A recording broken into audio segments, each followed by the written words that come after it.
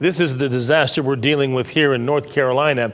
And with so many homes damaged by Helene, a member of the State Building Code Council says recent changes to state law have actually weakened building codes, and they're paving the way for even more destruction in the next storm. WRAL investigates. Sarah Kruger looks at those claims and how political donations could be influencing legislation that impacts safety.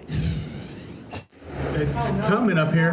Houses overtaken by water and wiped out by mudslides. As an engineer and member of North Carolina's Building Code Council, Kim Wooten believes stricter codes would make for safer homes. We aren't addressing steep slope construction. We're not addressing the additional flooding that comes into play when we have extreme weather events like Helene. Wooten claims these are issues the North Carolina General Assembly has been overlooking for years. We deserve better from our elected officials, and it's Democrats and Republicans. Wooten points to recent House Bill 488 as an example.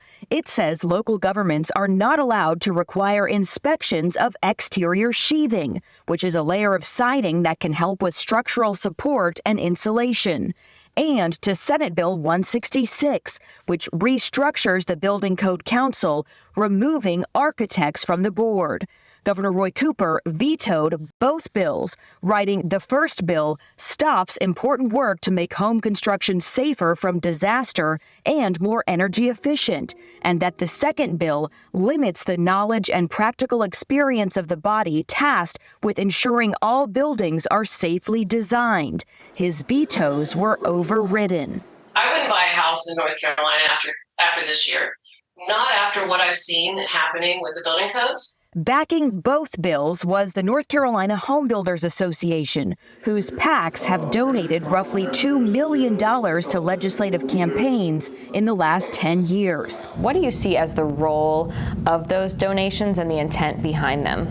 So, us, like many other groups, participate in the political process. It's not unusual for groups to do that. And are you, wanting something in exchange for those donations? No, that has never been the case, will not be the case. State elections data shows the primary sponsors of House Bill 488 and Senate Bill 166 got donations from the association. Topping the list, Republican Representative Mark Brody, a contractor and lawmaker who got more than $25,000 since 2014. Tim Minton is the group's executive vice president. Do you think that's just coincidence? No, well, there are 170 legislators, I would say, and I don't have the information in front of me, but I would guess we probably have participated in over 100 of those races. He pushes back on Wooten's claims that the group supports bills that make homes less safe.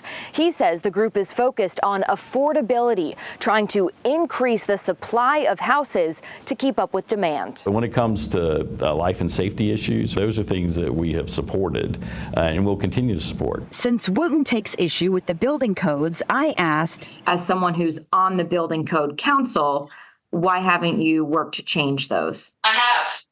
And in many cases, I have been blocked every step of the way by the influence of the Home Builders Association. They went to the General Assembly and they got bills passed to block those codes from being adopted. Sarah Kruger, WRAL News, Raleigh.